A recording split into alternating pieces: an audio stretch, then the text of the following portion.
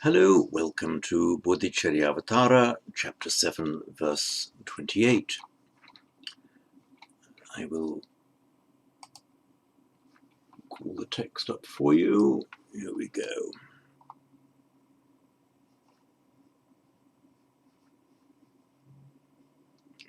Here we are.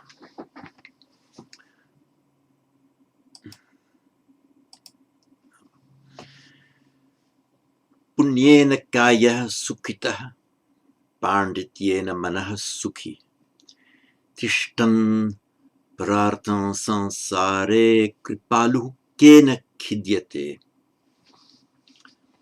And again, punyena kaya sukhitah pandityena manah sukhi tishtan prartan sansare kripalu kena khidyate. Before going on, I'll just mention briefly my pronunciation of the anuswara here before that subdotted M, the anuswara before the S, both between paramartam and the next word sansare, and also within the word sansara, sansare itself. The anuswara, the final subdotted M as we write it in Roman script, tends to take on the sound of the consonant that begins the next word. And if the next word begins with a vowel, then it's pronounced as a pure M, just like an English M. If the next word, for example, begins with a P, then it's also pronounced as an M. Kim punah. If it begins with a T, for example, it takes on the point of articulation of the T, so the point that the T is pronounced with. So gintat. What is that? Gintat. And so on. What is life? Kinjivitam. It's pronounced like a nya. Kinjivitam. What is life? Where the following consonant is a sibilant, that's a s or a sh sound, or a liquid, one of the liquid vowels, r, l, v, y, then sometimes you will hear it being pronounced as a ng, prartang sang sare. It's not particularly relevant to Sanskrit, but you'll hear that particularly in Pali, in, for example, the way it's pronounced in Sri Lanka and Thailand. When pronouncing Sanskrit, I attempt to pronounce it like a northern Indian Brahmin would when reading Sanskrit or Vedic. And there, it seems, likelihood is, and I'm following how it goes in Hindi here, that this anuswara before an S is pronounced simply, it simply nasalizes the vowel, like the French word to feel, sentir, S-E-N-T-I-R. The N isn't pronounced as a separate consonant, but it has the effect of nasalizing the vowel. So in Spanish it would be sentir, but in French it becomes sentir. It's sentir, sentir, and that is how it seems to be, how it probably was, on the best evidence we have in ancient times, and that is how it is pronounced by Brahmins in modern times. So that is why I read Tishtan Pratan Sansare Kripalu Kena Khidyate. It's not terribly important. I mean, nobody could really accuse you of being wrong if you said Pratan Sansare. And others might even pronounce it Prartam Samsare. That probably could be almost said to be wrong. It's probably a matter of personal style. Certainly, if you want to pronounce Prartam Samsare, I don't think anybody could object to that. Right, so let us now analyze this bit of text, this verse. Punyena kaya sukhita.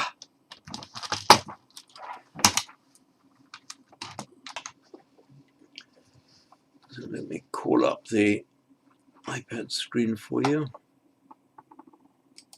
There we are. We know, oops.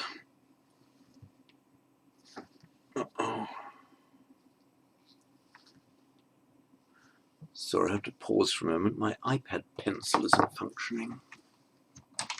Good, functioning again. We have sukha,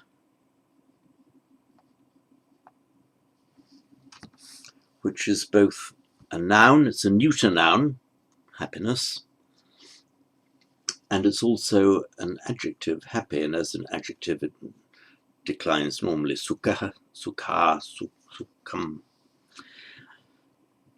You can make a verb, sorry, a causative verb out of it. So sukha, sukhayati, with the characteristic causative ending, the ayati ending, meaning to make happy. And this forms a past passive participle with sukhita. So sukhita, you're happy, but specifically made happy, caused to be happy. As in Pali, sabbe sata sukhitata huntu. May they have selves atta that have been made happy. This causative ending ayati, making the passive participle ita, is regular. So you wouldn't say sukhayati, that would be wrong. Sorry. You wouldn't say sukhayata as the participle. Sukhayati becomes sukhita. So that's a regular formation of the passive participle.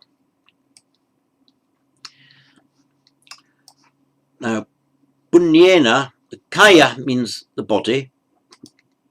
It means body in the ordinary physical sense, an animal body or a human body. It also, and sometimes with the prefix ni, has the sense of a body and sense of a body of literature. A corpus, we'd say in English, there, which is the Latin word for body, a corpus of literature.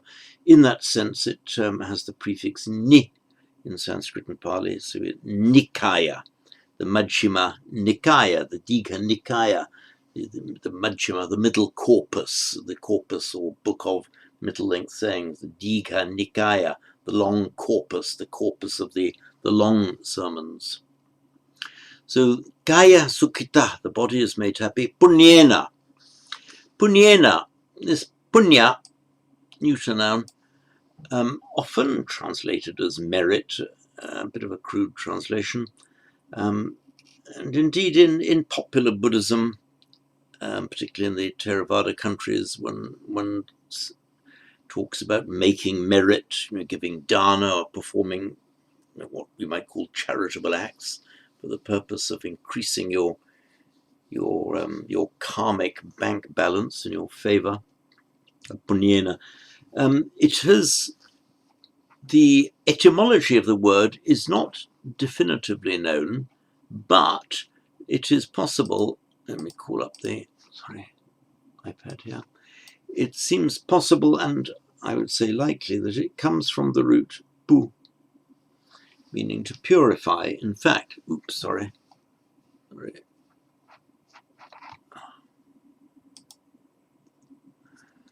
I've lost, let me pause again, I've lost my iPad screen. Okay, here we are, got my screen back. So pu, Latin purus, English word pure. So they have the pu, root meaning to purify. So punya, and in Pali, we know it as punya, it's the same word. Punya, punya. It looks as if it might have import the idea of a purifying an act that purifies the defilements. It's also been described as an act that creates positive, wholesome energy for yourself and others. Anyway, there we are. These are the various translations of punya. pull back up. So, and this is, of course, in the instrumental. So punyena kaya sukhita. By punya, the body is rendered happy. Second pada, pandityena manaha sukhi. In verse 27, let me just go back to the previous verse. Sorry. Where we had pandita, where the basic meaning is a scholar or a learned person. It's come also to mean wise, but the basic meaning is more scholarly than actual wise. And one way of forming an abstract noun, we saw it in verse 27. Pandita, in English we have a pundit. People, the words come into the English language. Pundit, the pundit, people who know a lot about something, like an expert. We had Pandit Nehru in India. One way of forming an abstract noun, pandita, a pundit, a scholar. Panditva, meaning the condition of being, of the state or condition, scholarliness, or in this case, wisdom. The other way, well, there are several ways, the other way of forming an abstract noun is found in this verse 28. We have pandityena. So it's known as a vriddhi derivative. So we have pandita. Sorry, call up my cue. Pandita. And you make a vriddhi derivative. This is an adjective or noun. The vriddhi derivative, making an abstract noun, by making the vowel of the first syllable vriddhi, so that means ah to ah, and the final ah becomes ya. So pandita becomes panditya. It has exactly the same meaning as panditva, panditya, just alternative ways of making this abstract noun. So pandityena, by wisdom, manah sukhi. Manah, remember this manas, it's a consonantal stem. The stem is manas. So we have the instrumental manasa, locative manasi, and so on. This is the nominative. It's a neuter noun. Before following S, and by sandhi, the final S becomes visarga as usual. Sometimes you can see this SW doubled, so it could be manas sukhi. In modern texts, it's rare to see that. Best practice is probably just to keep it as a visarga. So pandityena manah sukhi. By wisdom, by panditya, the mind is happy. Now, we've had sukha, sukhita. Let me go down to iPad screen again. From sukha, you can make an adjective in sukhin. It's the stem form, just as, for example, from yoga, we make yogin, nominative singular yogi, and that word has come into English. So sukhin. In the masculine form, masculine singular, nominative, the in changes to a long e, sukhi. In the neuter, all that happens is that the n drops off and it leaves, sorry, bear with me.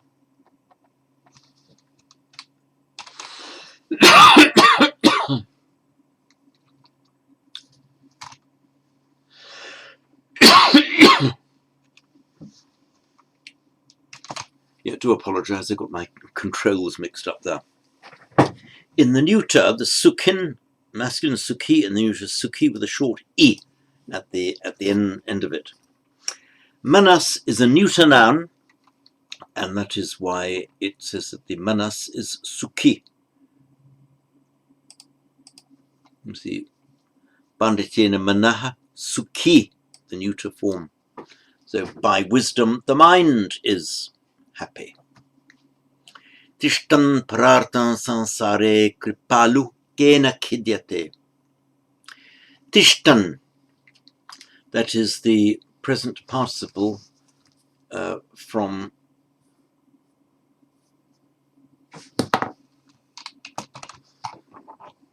the root sta. Oops.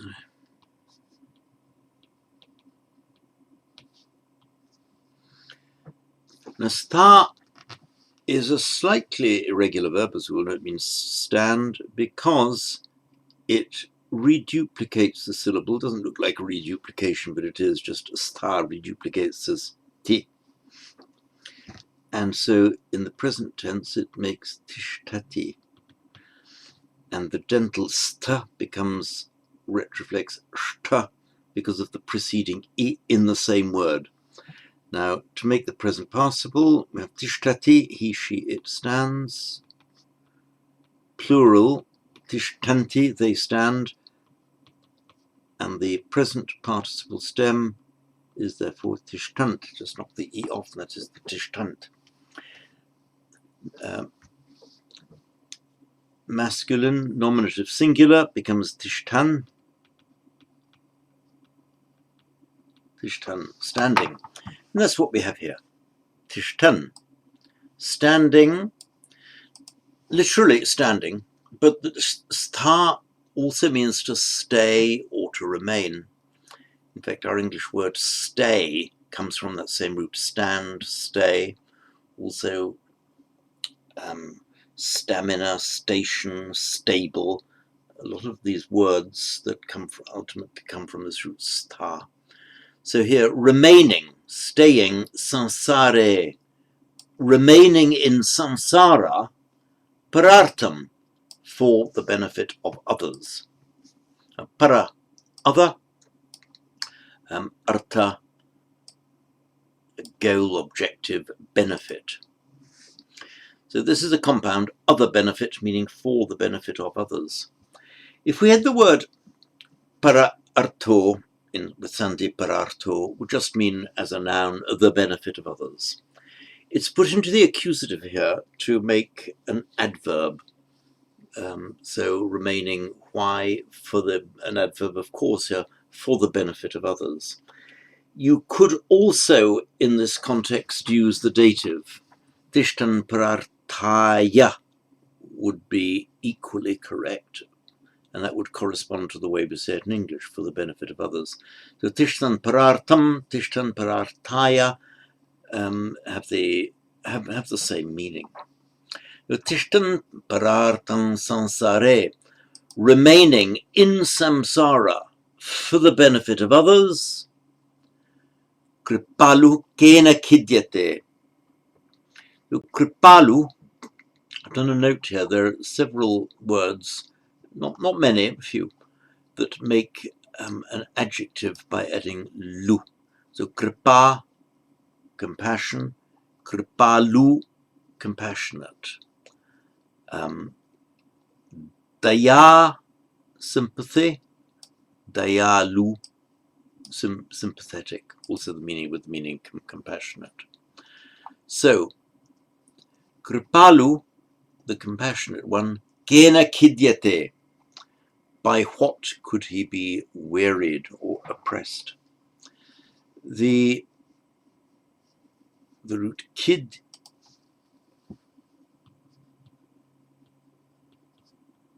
is to weary, to oppress, and it makes its passive form in the normal way. Add stem, passive stem ya, and then the atmane pada.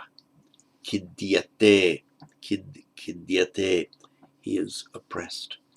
Now this kena kidyate, by what? Sorry, oops, we pulled up the wrong screen. Kena kidyate. Kena could also mean by whom. We just have to tell by context which it means. We've got ka meaning ka is who, and kim, what. In the nominative, they're clearly distinguished. Ka, feminine, ka, who, what, kim. They both make their instrumental in kena. So kena can then mean by whom or by what.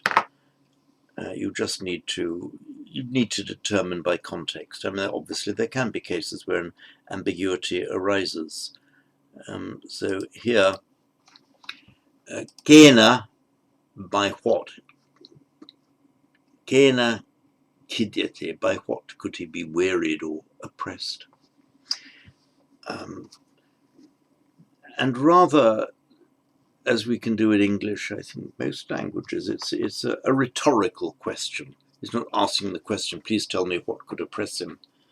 It, like this expression, what could I be frightened of now, is like a rhetorical question, meaning I'm not frightened of anything now. So it's the same here. By what could he be oppressed? Kena kidyate, meaning he can't be oppressed by anything. So I will now read this verse through twice, once with the Sanskrit in front of you, with the written text in front of you, and then again without. Punyena kaya sukhitah pandityena manah sukhi tishtan parartan sansare kripalu kena khidyate. Now without. Sorry.